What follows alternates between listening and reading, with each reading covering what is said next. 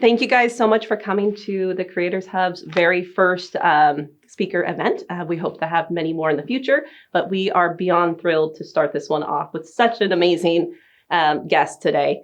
So the Creators Hub was created for the community to give it a chance to have a place to come in, learn about social or about media, to kind of start building teams and networks and to create local producers for a community to go out and film local events and to have fun. So really it is a place for projects to get made. We meet every third Saturday of the month and every fourth Wednesday of the month. So if you're interested in learning more, you can go to Facebook, Calaveras Community TV. So today we are super thrilled to have Martin Hubbardy doing moderating our discussion.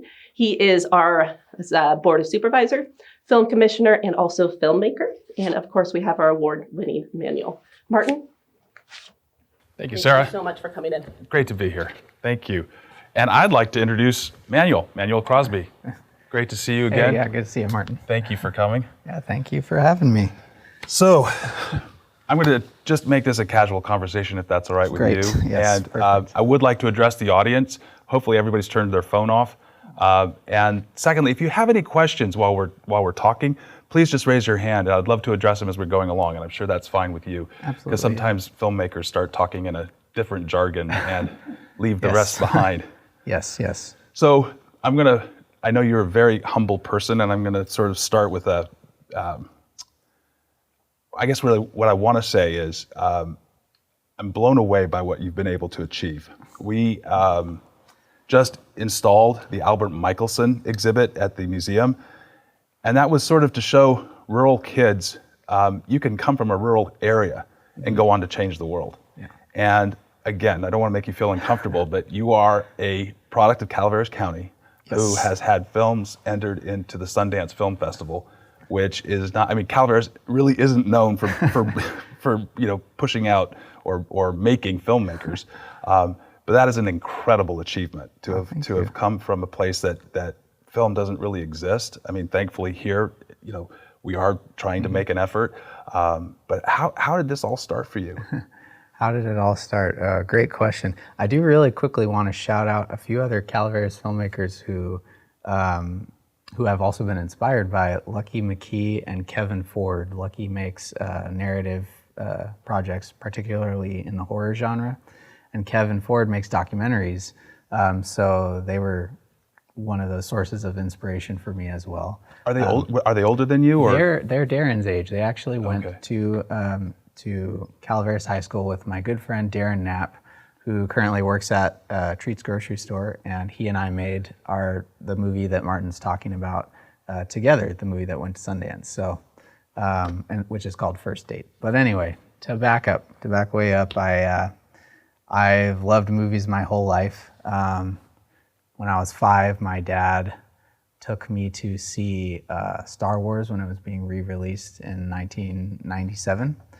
And I didn't really know what a movie was at that point. I just saw this, I probably thought I was looking into some sort of portal, into outer space.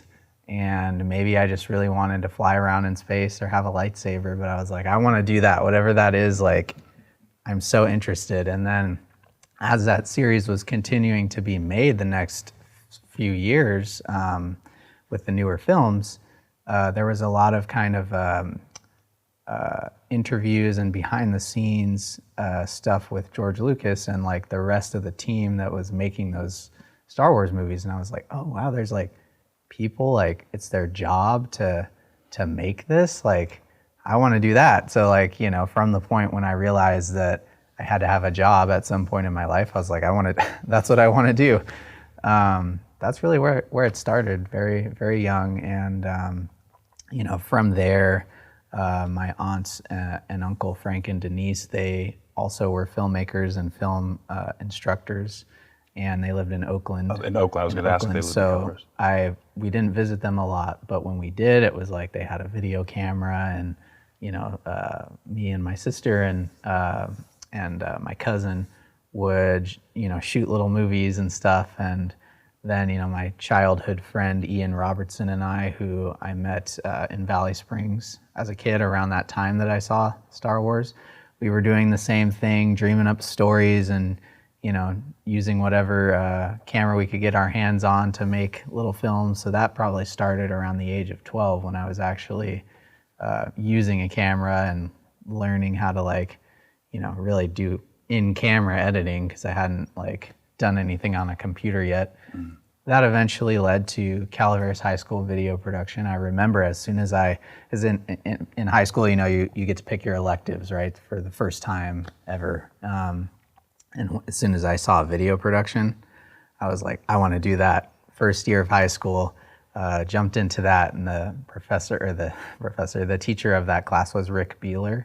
I don't believe that Calaveras has video production anymore, which is sad, because that was again, this great outlet. That was the class I cared the most about. I put more work into that than any, English or, algebra, anything like that.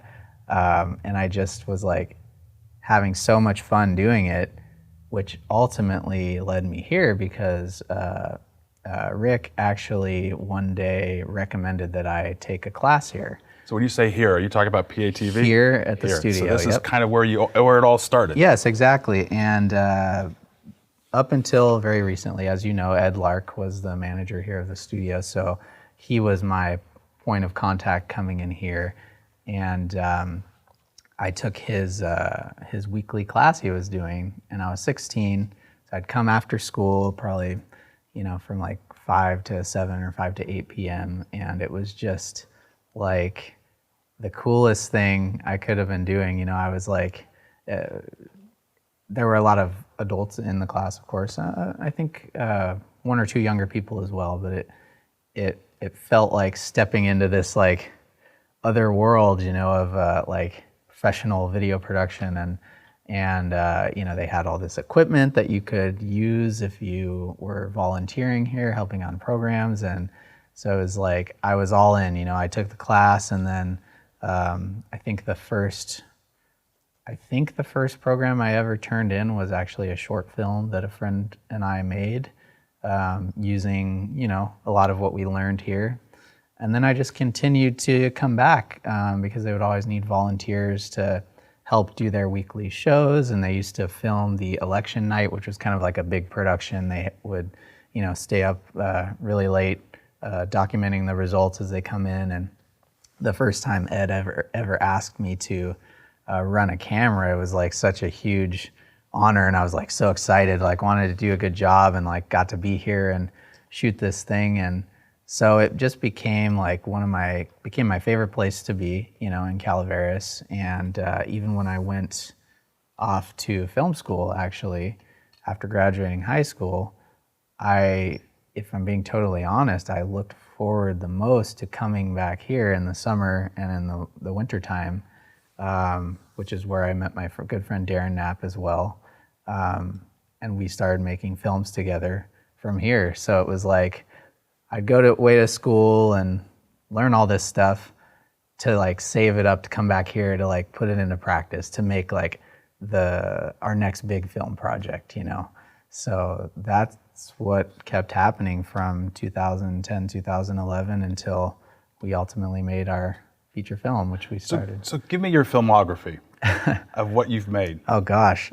Well, I've probably made too many short films to count. And a lot of them are on YouTube if you want to go way back and see, kind of the embarrassing beginnings. But I wouldn't call them embarrassing. Well, I watched The Lamp. Oh my gosh, yeah, that was a Dead Man's Locket. Okay, so that was as I was kind of refining my skills a little more. Those I'm I'm still proud of today. The earlier stuff is still out there on the internet because I've kind of been just well, why not? Somebody could probably learn from it, and that's the biggest thing is just learning through repetition. But well, I love the fact that you said learning, because I do think there are a lot of really talented kids in this county that could actually go on to be great filmmakers. Oh yeah. Can I ask, why did you decide to be behind the camera and not in front of the camera like most people? That's a good question, because when I started, the actor was the first thing that I saw, as a 5-year-old, and I think I tried to act in a school play or something. I had fun, but I think that once I saw that the filmmaker was like kind of got to have this canvas to put whatever was in their imagination onto it, that was really enticing. And then also the thing about filmmaking, there's so many different disciplines that combine into one end result. Yeah. So it's kind of like doing a big puzzle, and it's very involved.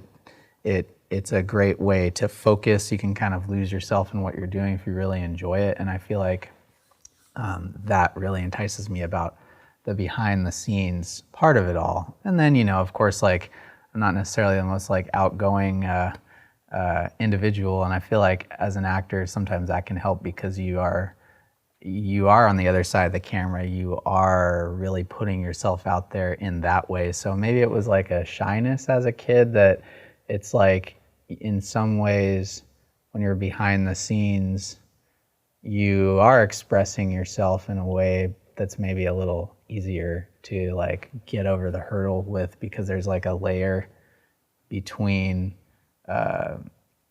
who you are and what you're trying to say in some ways. I don't know.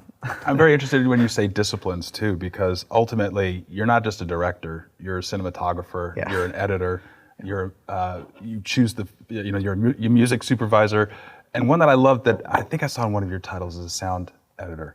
And I think that people who don't know movies and don't know how much goes into it don't realize that there's so many different disciplines and how much just simple things like a sound make all the difference. Yes. And I think of Dead Man's Locket and her chopping the fingers off, which was like, oh yeah.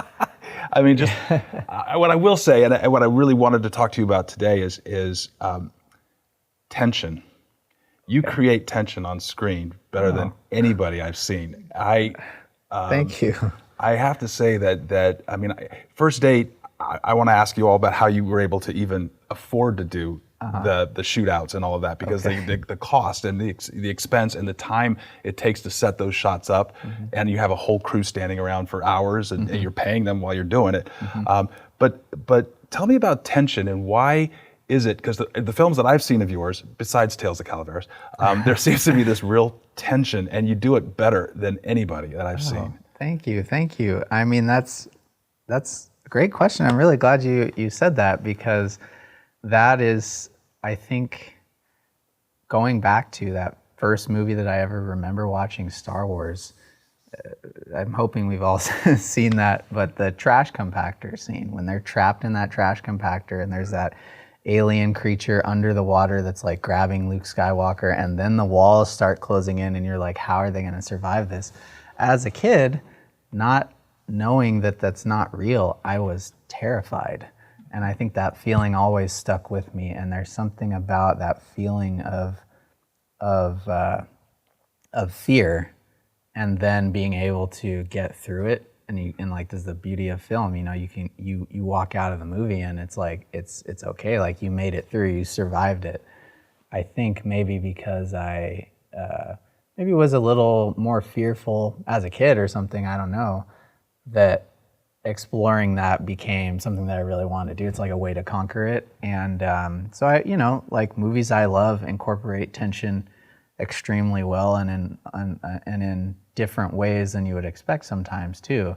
And even, and I feel like any good movie can use a healthy amount of tension, even if it's a comedy, because it keeps you leaning forward, it keeps you on the edge of your seat, wanting to kind of know what's next. So yeah, I'm always on the lookout for that, with the pacing of the edit, with the way shots are lit, timing of like performances, what's on the page as well. I love to try to dream up situations that will inherently have a lot of tension within them. And then sometimes you can flip that into comedy if you release it at the right point. Sometimes it becomes terrifying, you release it a little bit after that. And so it's a hard thing to define, but it's something that I always try to explore, just because as a film fan, there's probably nothing I love more than sitting down to a movie, not knowing what I'm in for, and then finding myself like leaning forward and feeling scared. It kind of like makes me feel alive in a way that I love. So that's like what I seek out. So I'm like, I guess I really want to bring that to people too. So. I'd like to say that is the secret to a great filmmaker, quite honestly, because I've been lucky enough to work with some pretty fantastic filmmakers, and the way you lean forward is honestly, that's what I've been able to derive from these people as well, is that you, in telling a story and having a good story, you're always propelling forward. You can never in that story have any way of going backwards, right. or of feeling like you're being drawn backwards, and right. you just keep propelling forward, keep the foot on the gas, telling that story until the very end. Yeah, and it's a tough thing to do, but it's fun to get better and better. And I mean, you know, working with my good friend Darren, we both have that similar interest and inclination, and it's cool to think back on the movies we've made together. They've always attempted to reach for some sort of suspense and tension and kind of tighten that noose, if you will, and to see, oh, like actually we're kind of getting better and better at that as the years go on, you know, and that's the cool thing about just doing it, right? You know, when you start, of course you're not gonna be an expert at anything, really, but as you make those trials and efforts at it, you can't help but get better. I feel like it's the 10,000 hours thing. You can't help but get better at something the more you do it. Do you storyboard? Yes. And do you all know what storyboarding is? Maybe I should just, you actually frame by frame, yeah. the entire piece, or do you just do sections? It depends. So you brought up Dead Man's Locket, which was this is a short film that I did with another friend, Ryan McGrady, who I'm currently working with on a feature, but we did that right before First Date. That was like the last short film before First Date. That movie was entirely storyboarded, and I actually, for fun, once scanned the storyboard and cut it to the audio of the film and then put it side by side with the first scene of the film, and it's almost exactly identical. And I would have loved to do that on First Date. We just didn't have time. However, with First Date, what I thought was, okay, we know how to shoot a dialogue scene and even try to, you know, how we're gonna pull tension from the editing of that scene. You're kind of thinking about that, so it's like, okay, I think we can probably do that with these shots. You just keep that in your head. But for the big climactic action scene at the end, or even actually the first scene as well, the very first scene of First Date, entirely storyboarded. Because we wanted to make sure, okay, this is the opening statement of the film. We want to be very precise, and we haven't shot anything yet, so we're kind of nervous, like, is this gonna even work out? It helps to be able to see and like read it like a comic book and feel it. Like, I can feel how these images are actually affecting me rather than looking at a shot list and kind of like, you know, oh, I guess that could work. I guess maybe I'm just just visual in that way. Right. If I can see what it's gonna kind of be like before we go shoot it, it just helps me like fully understand it. Right. And then for the big scene at the end, we had to do that because of limited time, resources. And money, I would imagine. Exactly. And I mean, you know, spoiler alert, there's a shootout in this movie, but that was a situation where we hired a professional armorer who had actually worked on, I think had worked on Inception, The Dark Knight, like these massive movies. But we had very limited funds, so we could only afford a certain number of blank rounds to do the shootout. So we had to count up how many we had, figure out how many rounds we wanted each actor to shoot in each shot.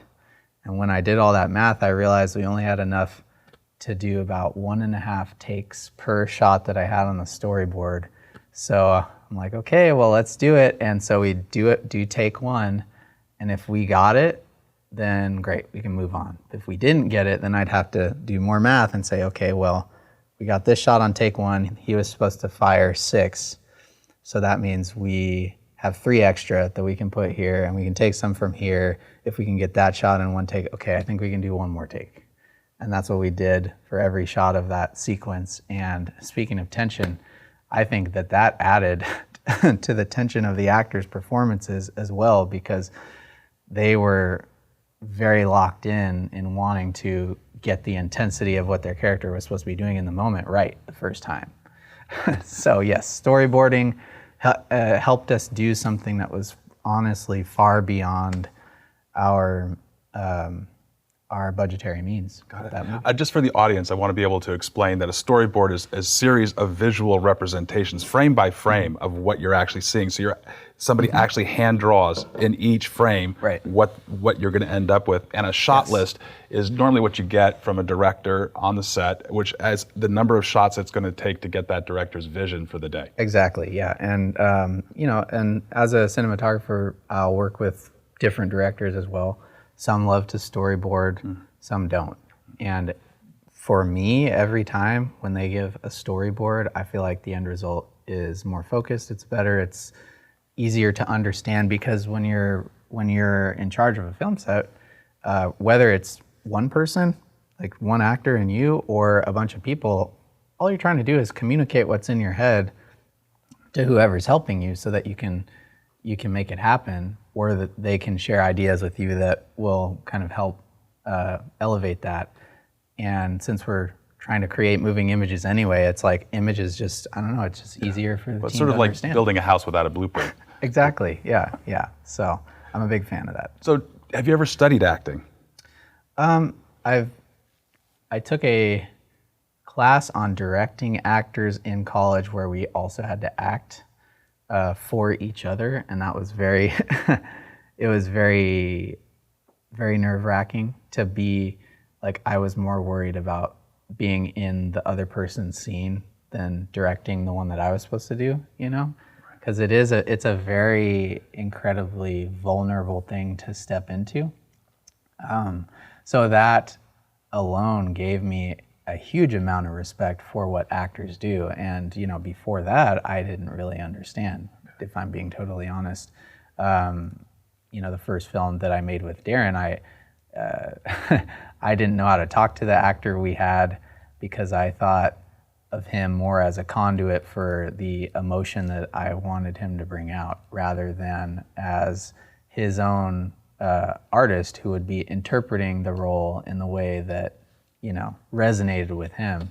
And so learning about that process and what it's like to actually be the one sitting there talking to the director, and again trying to interpret the story, was like, oh wow, okay, this is, in order to do this well and to have this person feel comfortable, the approach kind of has to shift. So that actually became my number one priority, is having the actors feel comfortable on the set with you and excited about the process, but feel like they're a part of the process. And so once I kind of took that class, actually that door sort of opened up. And whereas before that I had been very technical, that was kind of my main focus with film. It was like this whole other world opened up, and working with the actors, especially rehearsing with the actors in the stage where things can still be changed and ideas can still be found, became my favorite part of the process. And I have some really happy memories with First Date in particular, of doing that and working with the super talented actors we had, and finding new little wrinkles in their characters, or new ways to kind of spin their line, or what if we tried this or that. And then you kind of do a couple takes and you just start to realize, oh, this is like coming alive. It was just written here before. It's like what we thought it should be, but now it's like it's alive, and that's like really exciting. So there is a reason why movie actors that are really good at their craft are paid a lot of money. Oh yeah. I'm assuming you don't pay millions of dollars to your actors. How do you find these actors, and how do you get these performances out of them? Because I will say, I'm a huge fan of Jackie. She threw me, and I really loved that. I thought that, but I mean, I wouldn't know what work she's done, or I mean, are you? Because I'm assuming, I'm going to ask you two questions. First of all, how do you choose your actors, and then secondly, how do you pull that performance out of them? Yeah. So Jackie, played by Nicole Berry, she's become a good friend of mine since then, and with that was actually, it wasn't the first time I met her. I think I had met her on a local film in passing, but with that role, she just answered our online kind of casting call that we did, which we back for that film, we posted on this website that used to be called SAC Casting. And there's various varieties of this, like Backstage and Actors Access, things like this. So we just put our project on there, and that one was, we said, we're looking for volunteer actors to be in this short film, and then we had them send in video auditions to start. So, we did the same thing for First Date, although First Date, we were able to offer a deferred payment contingent upon the sale and recoupment of the budget of the film, which we were able to do in the end. That's awesome. So yeah, Well done, you. But anyway, so we got all these video auditions, right? And then you just kind of look through, and I never really even look for, oh, that's exactly what I had in my head for the character. I'm more just thinking like, whatever this person decided to do in their tape, do I believe it? Like, did they create a believable person there? Even if they were like, oh, I think she should have this crazy accent and do this and that, you can still see there's like, that person is a very skilled performer. Or if they're just being themselves, they're able to do so in a way that's free and believable on camera. Because I've kind of worked with both actors, some who transform and some who are who they are, but neither of them are like, they're not holding back, they're not self-conscious, they're not overdoing something because they know they're being watched. They are just like believable, and they're able to be in the moment that the story requires. So that's kind of what I look for over everything else, and I think that's kind of been the secret to our casting. Whereas if somebody, oh, maybe they don't quite look like what we had in our head, I think that's one of the least important things to finding a good actor. It's not an easy job to choose the right person, right, but also the chemistry between them. Mm-hmm. How, did you do screen tests, and did Yes. you put them together, and how much time did you spend doing that? Yes. This is on First Date. Yes. So we did screen tests for the two young leads, Tyson and Shelby, and that day we had also had two other actors we were considering, and so we kind of brought everyone to Darren's house. We had our cameras set up, and they each got the opportunity to do the scenes with each other. That again was something I had learned from watching the behind the scenes of Star Wars, how they cast Han, Leia, and Luke. They had everyone play off of each other and see who fit the best. And it's still funny to me how Harrison Ford was like just doing carpentry work in George Lucas's office, and someone asked him to step in and read some lines, and they had that chemistry, and that's how he got cast. So anyway, we definitely took that very seriously. We also did that with the kind of the gang of bad guys, misguided individuals.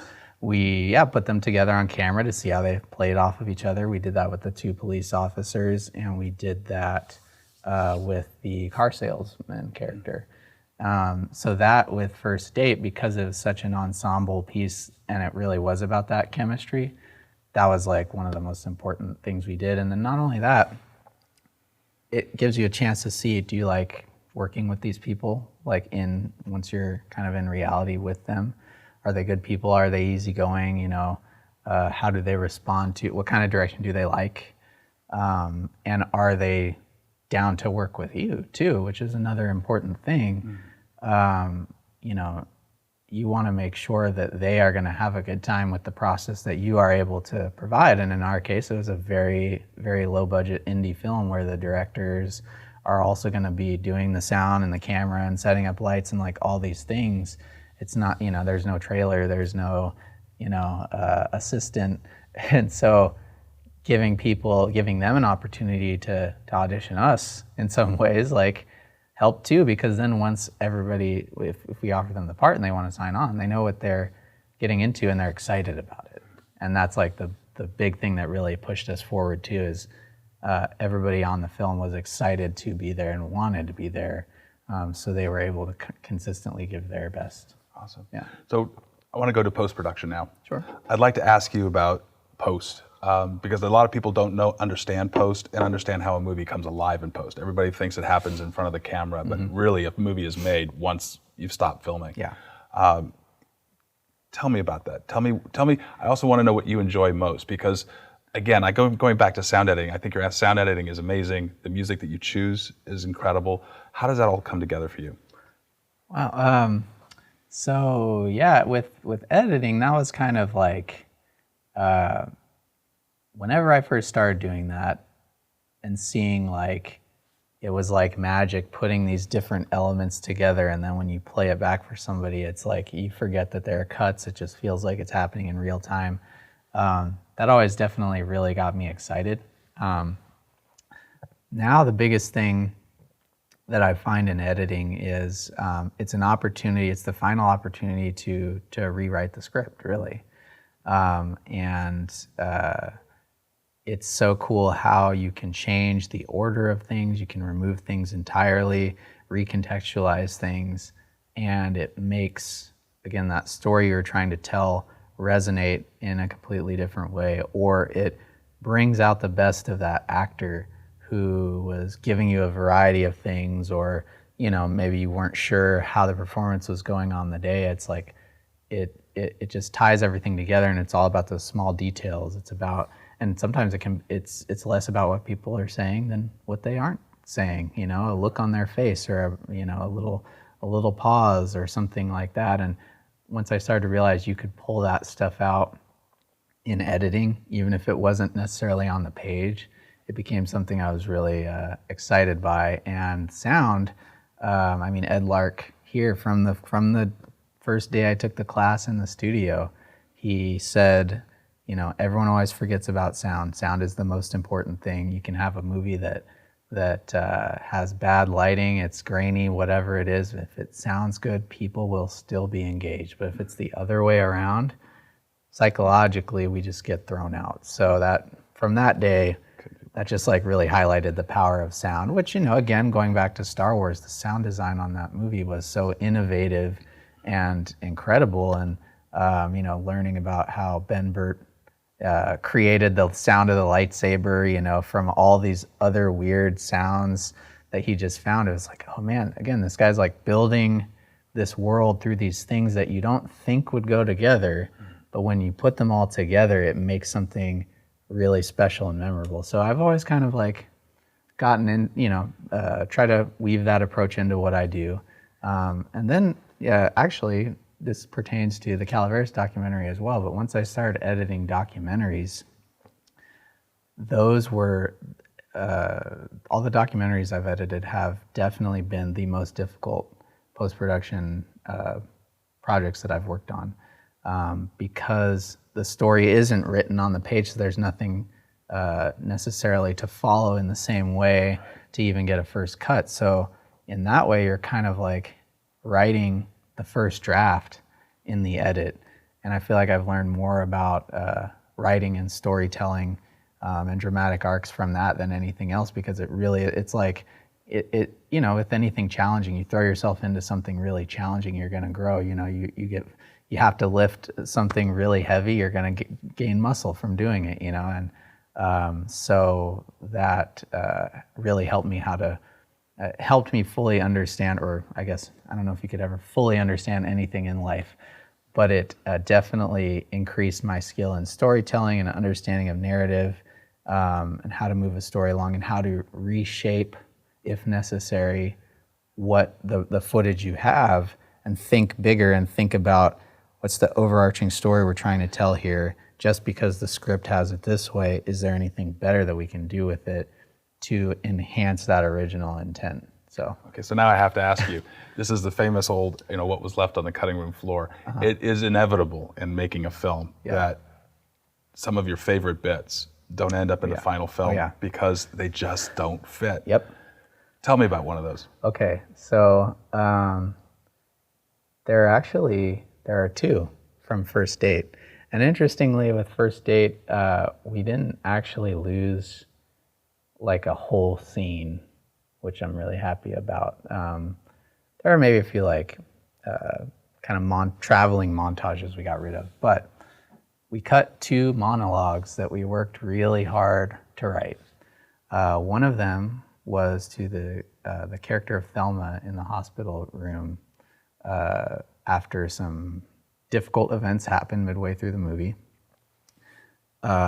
she gave this beautiful monologue that was also kind of like a pep talk to Mike in that moment, and something that we had thought he had needed to hear when we were writing it. And it was also the monologue that we used to cast that actor. And she did an amazing job with it. Her name's Sherry Schweigler, and I believe she lives in Copperopolis, actually. But we cut it because, and she did an amazing job with it on the day, and it was one of my favorite things that we had shot. And we just realized that where Mike was in his journey, it was too early for him to be lifted up. We needed to get him down to the depths. And the following scene, is a bad occurrence that happens to him, and it's like, it's too early to give him an out. It breaks that dramatic flow, and I was like, oh man, like this is the reason why Sherry's here. I know she loved the scene. I know we all love this scene, and she did such a great job, and we have to pull it out because we didn't understand fully the structure of the story we had written while we were writing it. So it's, it is what it is. The movie is better for it. And she actually just texted me the other day a quote from that scene that was just really resonant for day-to-day life. So it's, at the end of the day, it got us the opportunity to work with her, so that's great. The other one was another monologue that Nicole Berry, who she also plays the cop, one of the cops in First Date, the monologue that the scene immediately following that, I'm trying not to spoil, but the scene immediately following that, there's a moment where she's looking at Mike and she just wordlessly gestures to him. But we took out an entire monologue that, again, she did such a fantastic job on. Like, we love the wordplay of it. It's like, I must have gone over that thing 50 times, rewriting it to get the sound of the cadence of the dialogue just perfect, and she nailed it. I think she only had like 2 or 3 takes, and she did such a great job. And her performance is so good as embodying that character that we're like, she doesn't need to say any of it. Right. Like, she's wearing it on her face. So we took it out, and it helped the runtime a little bit. But those are the kind of things that I realize now, the more I do this, that will happen, and especially if you work with really good actors, they give you so much that you actually don't need all the words. Sometimes less is more. Yeah, 100%. Yeah, right now I've been editing a feature that I've been deeply involved in. I'm shooting it. I helped rewrite the script. I'm now producing it, but it's a Western film, and every scene I've taken out the majority of the dialogue that was there, because we're kind of it's really just there to set the mood. Exactly. And if the actor's giving you that on the screen, yeah, and there is a chemistry between an actor and the camera, and if they can emote that without you actually physically having to say it, you kill it by using dialogue. Exactly, and it allows the viewer to fill in the blanks for themselves. Yeah. And I think as a viewer, like, when there's something that pulls you in and captures your imagination and engages you in that way, it's more satisfying to you, and you feel good because you were like an active participant in the film in that way, versus just kind of being told a bunch of stuff.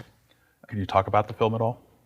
The new one, Outlaws of Mendocino? Yeah, it's so it's inspired by a true story. It's I like to say it's the truth stretched far too thin, because it's actually based on the oral family history of Joseph Roberts, who lives in Santa Rosa, California. He plays his great-great-great-grandfather, Hal Brown, who was a wanted man and the target of, at the time, one of the longest manhunts in the history of California. So it's about Hal Brown, whose land is essentially forcibly taken by the rail company as they're expanding, and his wife has died. He's raising a child alone, and he's thrown in jail. His farm is destitute, so he decides when he gets out, he's going to try to rob the railroad. to provide for his son, but it becomes this epic 22-year story. He gathers a band of outlaws together to do this very misguided quest, and let's just say it doesn't necessarily go as planned, and it's really an exploration of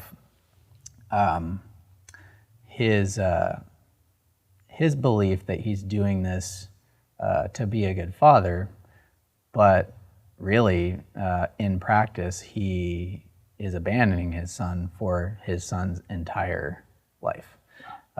So it's, has a lot of things. It has action, suspense. It's a very kind of like, it's a very somber story too at the heart, and it is very emotional and goes to some dark places. But yeah, I got involved with that as I was hired to shoot it by Joseph, and he's like, I loved First Date. I would like it to kind of look like that. But he had more of a budget, and along the process, the project continued to expand. He actually hired my friend Ryan McGrady, who I made Dead Man's Locket with, to be one of the two directors. The other director is Ryan Adams, who was also in First Date. So there's a lot of overlap there, right? And kind of as it went on, I think the project just grew beyond what Joseph had originally been imagining, because he had never made a film before, and he didn't really, the original script had some issues and things like that, but he didn't really see the full scope of what it could be. But as I stepped in to help rewrite the script, and we're kind of reshaping the production, it's like grown and grown, and starting to cut the footage together. It's looking great. And our hope is that we're trying to cast an actor of note in one of the key roles that we have left, to bring it more visibility and help us get the rest of the funding we need. And it's really something about the emotional core of the film, and it's even in terms of the production itself, it's kind of a similar family atmosphere to what we had on First Date, and I think it's because it's been shot over a long period of time. So every time we come back together, it's like the family's getting back together. There's just something about it where I think it's going to be a very unique and special movie when it's done, and not something that I see done a lot these days. And so, yeah, I'm all in on that right now. It's all about collaboration and family, and film crews really do become your family, and you seek out your crew every time you want to make a film. Exactly. So, when will that be released? Do you know? This is. Can I just jump on that and say, because distribution is a part of filmmaking. Yes. That you kill yourself finding script, finding actors, finding money, finding a way to finish the film. And then you've got to find somebody who's going to put it out there. Exactly. Yeah, this one is since it's still currently in production, we don't know when it's going to be released. But I believe, you can never predict these things, right? But I believe, based on what we've done so far, that it's the type of movie that could get into a major festival if we continue to execute it at that level, or at the very least, like a mid-tier festival. So I would kind of foresee the release path to kind of come through that, find a buyer through the film festival world. And when that does happen, that's what happened with First Date, even though we didn't really fully know it was possible. It's kind of a dream we had, but we didn't realize how attainable it was for the little DIY movie we were doing. What happened was we got into the festival. We found out we got in 2020 to the Sundance Film Festival. It premiered in January 2021, was bought officially probably 2 months after that, and then was released July 4th of 2021. So there was kind of like this pretty long amount of time, really from even when we first started the process, which was 2017. That was like about 4 years. And then from when the final edit was made on the original final cut of the film, I think I want to say September, August of 2020. So it takes a while, even after you put your pencil down, for it to actually come out and to be rolled out to the world. But in the case of Outlaws, it really depends. If we're kind of at this place where if we can get a name actor like tomorrow, we'll be shooting the rest of the movie in the fall, and then it will kind of be a typical film post-production timeline after that. If we can't do that, we're gonna keep going, more or less the first date route. It's scaled up, but it's like, okay, we get together when we can pull enough resources together to shoot for a few days, shoot for a week. Now we're gonna focus on wrapping up the first act of the story, which is almost done. And we're gonna move on to the scenes we haven't shot yet from Act 2 and just kind of keep piecing it out that way. We all hope it's the former, but personally speaking, I'm committed which way it happens, because since I've had experience doing the long haul approach before, I just kind of feel like, especially in the independent film world, and especially when you're doing something that's a little left of center, or it's a little more out there, it's not necessarily something that a purely economically driven entity would understand. It's more about the art. Sometimes those things take time to do well, but if you can just have the stamina to get to the end, it always leads to something special sometimes even more special than things that are just cranked out quick for a buck, and there's of course a really nice happy medium where you fully have the resources you need to do a good quality piece of work in a timely manner. But that it's like the old adage of, okay, if you have a triangle with good, fast, and cheap here, pick two of the three, and those are the things that you're guaranteed to have. So with First Date, it was, I guess viewer can decide for themselves. It was good and it was cheap, but it took a long time. But that was the choice we wanted to make. So persistence and passion. Yes, definitely. So what would you, where would you see yourself going? What would you like to make? If you had a magic wand and you could wave it, what would you want to do? Well, I would like to be able to fully make up my mind on the next script that I want to complete for myself to direct, because part of my problem is I have too many ideas, and so they often compete for my attention. But I would really like to make another independent film as writer-director. I love genre films, movies full of tension, so I have a few ideas that kind of lean in that direction. I have an idea about like a punk band, basically, which I think I kind of got inspired by because the journey of a struggling musician who would die to do what they do, and kind of forgoes a traditional life path to pursue this art is something that I can kind of relate to. And so I have an idea that kind of merges that with a horror movie spin. So that's just one of a few. Darren and I actually were just talking about another idea inspired by driving around the highways around here late at night with no company except for a late night radio broadcast. And that one's kind of exciting because it actually kind of touches on thematically and vibe-wise movies we were each independently dreaming about before we ever met each other, and things that some of our earliest stuff that we made together. It's not very well defined right now, but it's like a vibe that is definitely our vibe. And so a movie I'm going to have to watch during the daytime, because if I watch it at night, I'm not going to sleep. Possibly. But yeah, I think that it would be great. Like the Outlaws of Mendocino, I would love to direct something on, sorry, I just touched my microphone.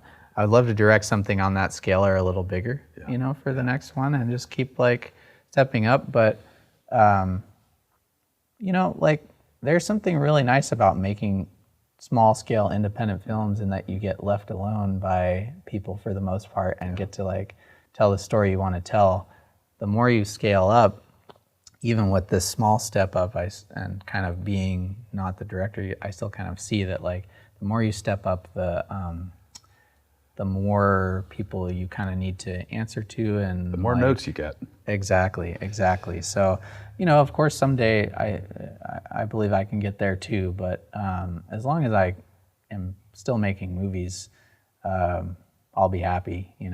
What was your single worst day in filmmaking? Worst day in filmmaking. Oof. What was the depths of despair? This one's a tough one. Yeah. Because typically the process is so great that like, even on the toughest day on set, it's still like, we're making a movie, this is great. My toughest day actually was during it was during post-production of a project where the producers who we had hired just weren't on board with the vision anymore, and essentially got extremely angry and kind of lost their temper at the work that I was doing. And that was a really tough moment because, I had to remain professional and diplomatic, right? And that's tough to do when you're dealing with someone who's lost their cool. And it was hard for me because it was like, man, this is like a passion project that I'm working on right now. And it's, the worst I've ever been treated on any film, but we were able to get through that, fortunately, and How did you do that? How did you? Was it just communication? It was just communication. At the end of the day, it was taking some space first of all, just everyone stepping out of the room, and then coming back and being like, okay, guys, we're all, like I respect all of what you do, and let's, this is what I'm hoping to do here. This is why, I'm making these decisions. Like, so how can we like get to the end of this process? And then, eventually they were able to see the vision, and it worked out, and they were very, very, very happy with the end result. Awesome. Okay, so what was the best day? I don't know.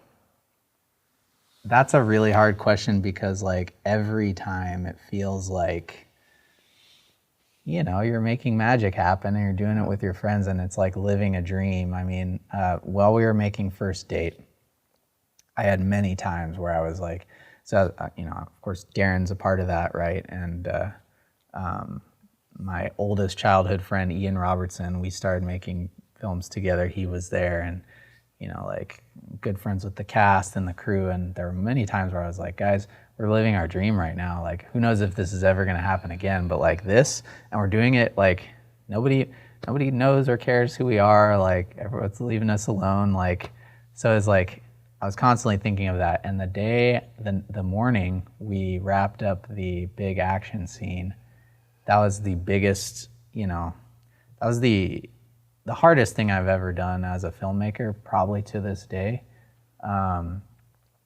And we wrapped up the 5-day shoot. I'm helping the lighting crew pack up the van, and the sun's coming up. I've been up probably for like 22 hours at this point. And me and Darren are the last ones out there at the lumber mill down in Valley Springs where we shot that.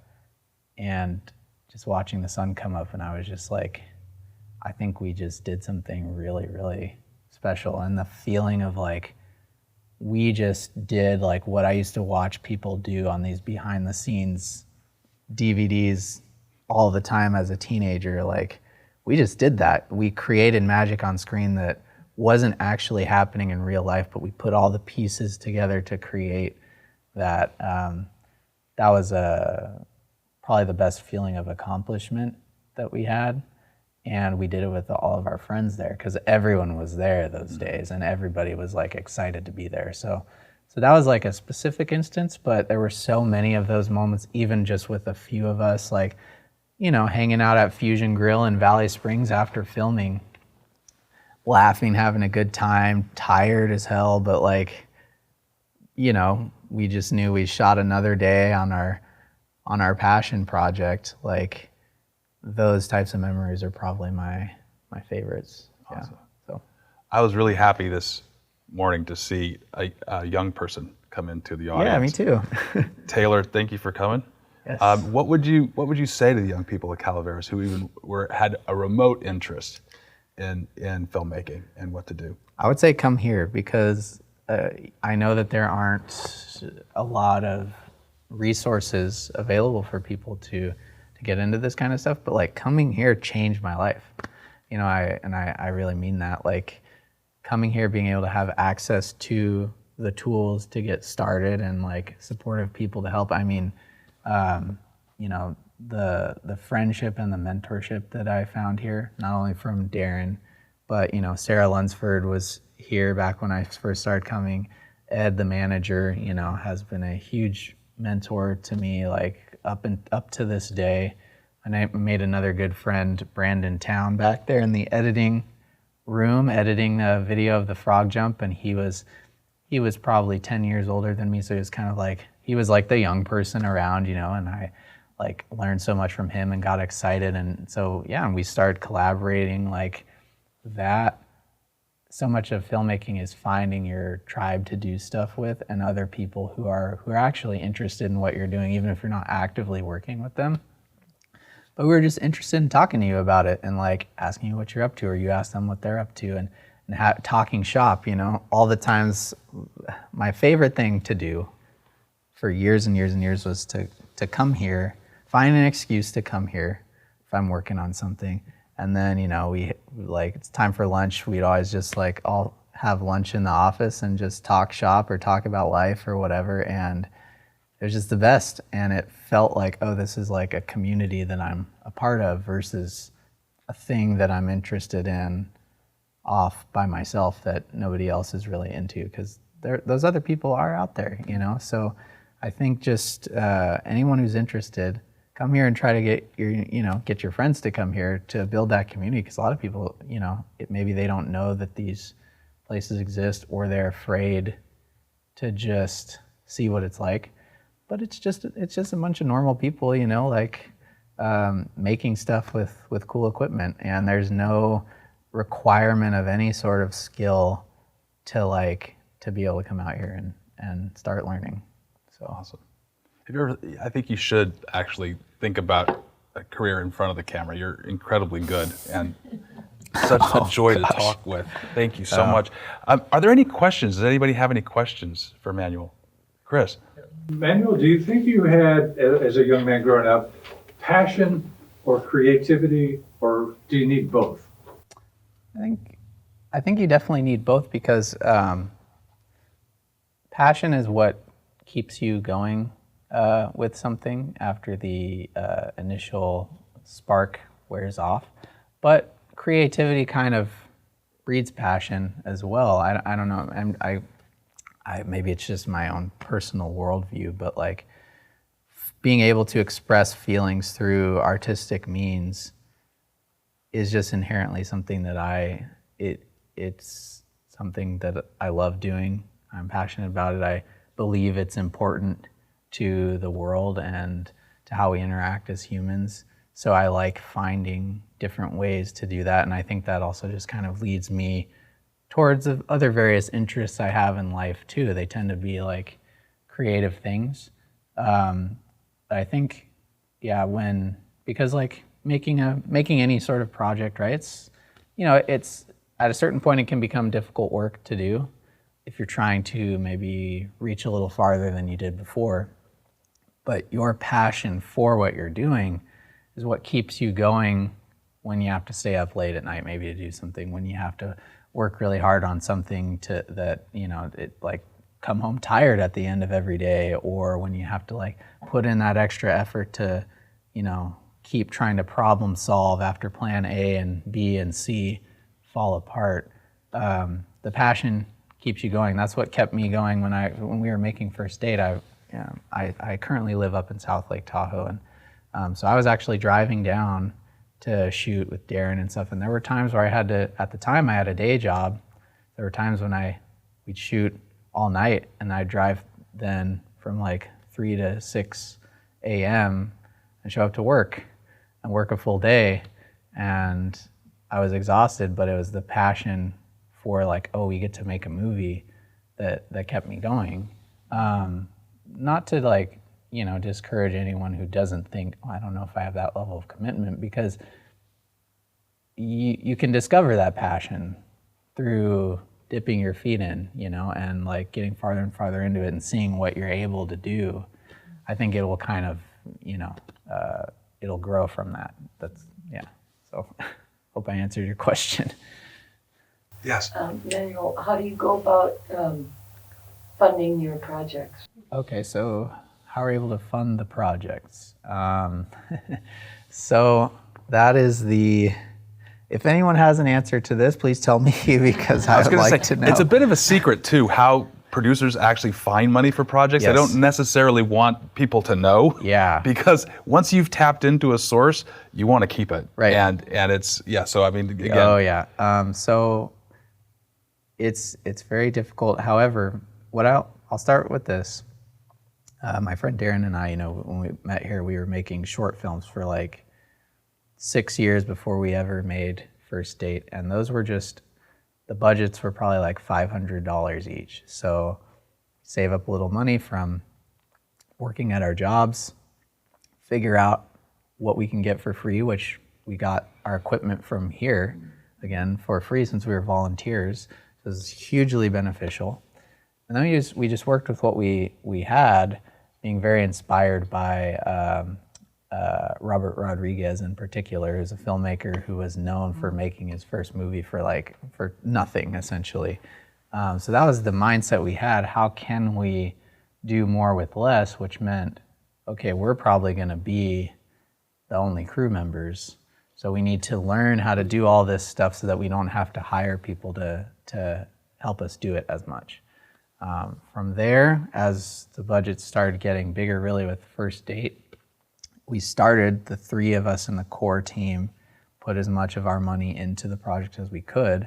We actually started filming with just that. We didn't have enough money to complete the movie, but I was kind of like, I believe that this can happen. Somehow this will work out. Let's just start shooting. We'll find a way to keep shooting.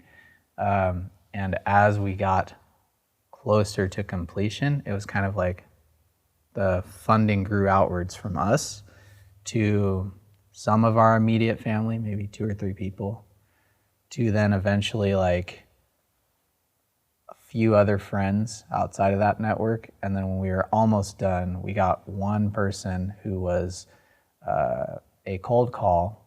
Our producer had been cold calling anyone he could think of in like finance, real estate, film production companies, to try to come in for the last amount of funding that we needed.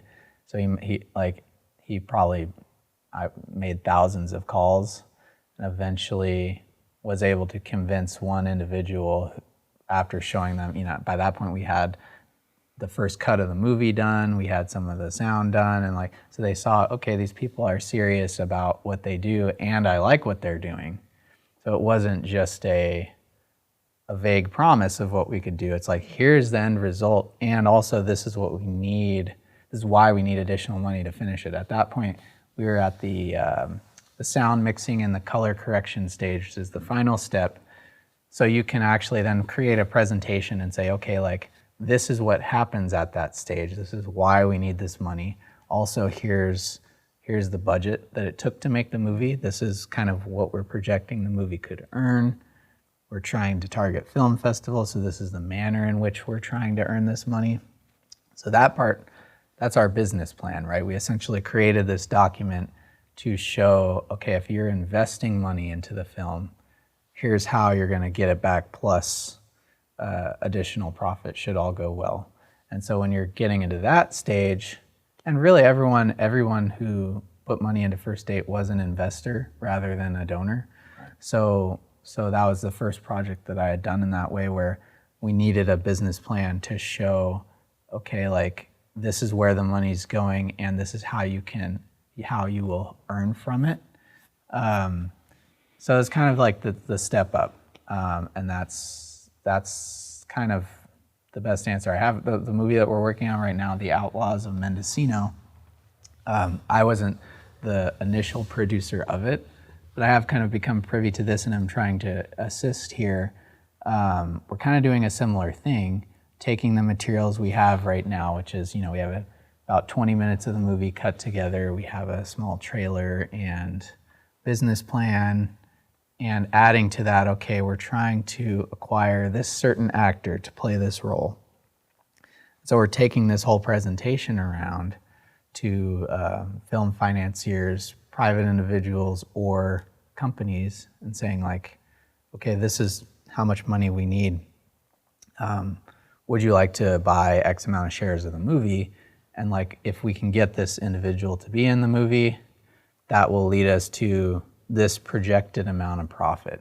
None of this can be promised. That's the tricky thing with film investment. Even with First Date, we couldn't promise that we were going to make any money, but that's where it helps to have a good salesperson. And every investor wants a sure thing. Exactly, and film is like one of the least sure investments you can have. So that goes back to what we were talking about before we actually started talking, which is risk. Yes. And talk about risk in filmmaking. Yeah. Well, okay. So risk, huge financial risk, which is why low to no budget filmmaking to start is a much more comfortable place to be, because you're not risking anything you can't afford to lose, and it's a great way to learn. But another element of risk in what I do. Because I'm a freelance filmmaker full-time at this point. So I no longer have a stable 9-to-5 job. And there is a certain level of risk in that because my income is dependent upon the flow of clients. And sometimes you hit a really busy season where you have more clients than you know what to do with.